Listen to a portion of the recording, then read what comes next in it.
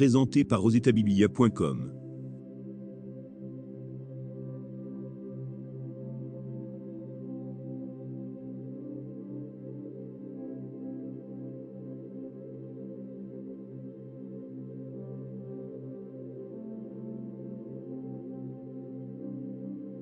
Habacuc 1. Oracle révélé à Habacuc, le prophète. Jusqu'à quand, ô Éternel, j'ai crié, et tu n'écoutes pas?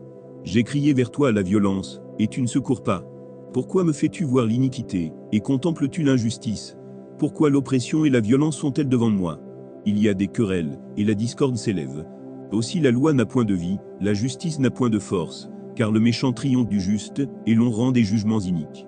Jetez les yeux parmi les nations, regardez, et soyez saisis d'étonnement, d'épouvante. Car je vais faire en vos jours une œuvre, que vous ne croiriez pas, si on la racontait.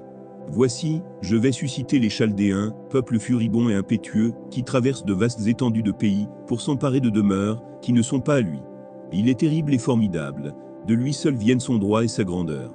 Ses chevaux sont plus rapides que les léopards, plus agiles que les loups du soir, et ses cavaliers s'avancent avec orgueil. Ses cavaliers arrivent de loin, ils volent comme l'aigle qui fond sur sa proie. Tout ce peuple vient pour se livrer au pillage, ses regards avides se portent en avant, et il assemble des prisonniers comme du sable. Il se moque des rois, et les princes font l'objet de ses railleries. Il se rit de toutes les forteresses, il amoncelle de la terre, et il les prend. Alors son ardeur redouble, il poursuit sa marche, et il se rend coupable. Sa force à lui, voilà son Dieu. N'es-tu pas de toute éternité, Éternel, mon Dieu, mon Saint? Nous ne mourrons pas. Ô Éternel, tu as établi ce peuple, pour exercer tes jugements. Ô mon rocher, tu l'as suscité pour infliger tes châtiments. Tes yeux sont trop purs, pour voir le mal, et tu ne peux pas regarder l'iniquité. Pourquoi regarderais-tu les perfides, et te tairais-tu, quand le méchant dévore celui qui est plus juste que lui? Traiterais-tu l'homme, comme les poissons de la mer, comme le reptile qui n'a point de maître? Il les fait tous monter avec l'hameçon, il les attire dans son filet, il les assemble dans ses reux, aussi est-il dans la joie, et dans l'allégresse. C'est pourquoi il sacrifie à son filet, il offre de l'encens à ses reux, car par eux sa portion est grasse, et sa nourriture succulente. Videra-t-il pour cela son filet, et toujours égorgera-t-il sans pitié les nations? Habacuc 2. J'étais à mon poste, et je me tenais sur la tour. Je veillais, pour voir ce que l'Éternel me dirait, et ce que je répliquerais après ma plainte. L'Éternel m'adressa la parole, et il dit, écris la prophétie, grave-la sur des tables, afin qu'on la lise couramment. Car c'est une prophétie dont le temps est déjà fixé, elle marche vers son terme, et elle ne mentira pas. Si elle tarde, attends-la, car elle s'accomplira certainement.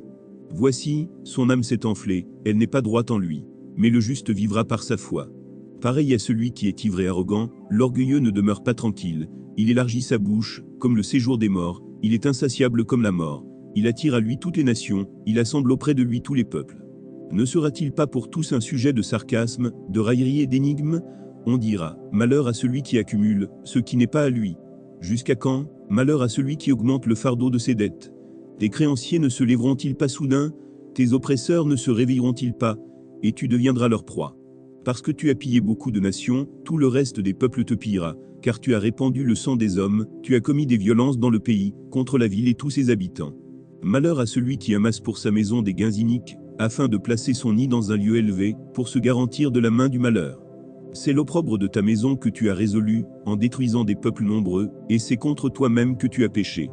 Car la pierre crie du milieu de la muraille, et le bois qui lie la charpente lui répond. Malheur à celui qui bâtit une ville avec le sang, qui fonde une ville avec l'iniquité. Voici, quand l'Éternel des armées l'a résolu, les peuples travaillent pour le feu, les nations se fatiguent en vain. Car la terre sera remplie de la connaissance de la gloire de l'Éternel, comme le fond de la mer par les eaux qui le couvrent. Malheur à celui qui fait boire son prochain, à toi qui verses ton outre, et qui l'enivre, afin de voir sa nudité. Tu seras rassasié de honte plus que de gloire.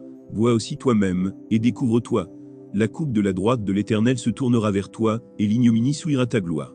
Car les violences contre le Liban retomberont sur toi, et les ravages des bêtes t'effrayeront, parce que tu as répandu le sang des hommes, et commis des violences dans le pays, contre la ville et tous ses habitants. À quoi sert une image taillée, pour qu'un ouvrier la taille? À quoi sert une image en fonte, et qui enseigne le mensonge, pour que l'ouvrier qui l'a fait place en elle sa confiance, tandis qu'il fabrique des idoles muettes? Malheur à celui qui dit au bois, lève-toi, à une pierre muette, réveille-toi. Donnera-t-elle instruction? Voici, elle est garnie d'or et d'argent, mais il n'y a point en elle un esprit qui l'anime. L'Éternel est dans son saint temple. Que toute la terre fasse silence devant lui. Habacuc 3. Prière d'Habacuc, le prophète. Sur le mode des complaintes. Éternel, j'ai entendu ce que tu as annoncé, je suis saisi de crainte. Accomplis ton œuvre dans le cours des années, ô Éternel. Dans le cours des années manifeste-la, mais dans ta colère souviens-toi de tes compassions. Dieu vient de Téman, le Saint vient de la montagne de Paran, pause. Sa majesté couvre les cieux, et sa gloire remplit la terre. C'est comme l'éclat de la lumière. Des rayons partent de sa main, là, réside sa force. Devant lui marche la peste, et la peste est sur ses traces. Il s'arrête, et de l'œil il mesure la terre. Il regarde, et il fait trembler les nations. Les montagnes éternelles se brisent, les collines antiques s'abaissent, les sentiers d'autrefois s'ouvrent devant lui. Je vois dans la détresse les tentes de l'Éthiopie, et les tentes du pays de Madian sont dans l'épouvante. L'Éternel est-il irrité contre les fleuves?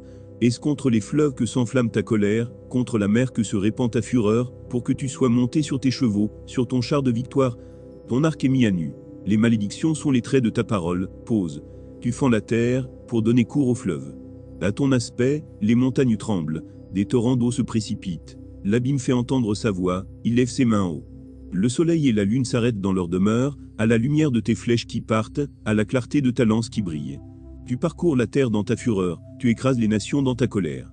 Tu sors pour délivrer ton peuple, pour délivrer ton oint. Tu brises le faîte de la maison du méchant, tu la détruis de fond en comble. Pause. Tu perces de tes traits la tête de ses chefs, qui se précipitent comme la tempête pour me disperser, poussant des cris de joie, comme s'ils dévoraient déjà le malheureux dans leur repère. Avec tes chevaux tu foules la mer, la boue des grandes eaux. J'ai entendu, et mes entrailles sont émues.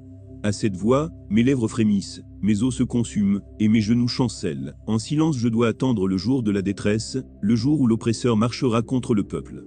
Car le figuier ne fleurira pas, la vigne ne produira rien, le fruit de l'olivier manquera, les champs ne donneront pas de nourriture, les brebis disparaîtront du pâturage, et il n'y aura plus de bœufs dans les étables. Toutefois, je veux me réjouir en l'Éternel, je veux me réjouir dans le Dieu de mon salut. L'Éternel, le Seigneur, est ma force. Il rend mes pieds semblables à ceux des biches, et il me fait marcher sur mes lieux élevés. Au chef des chantres, avec instruments à cordes,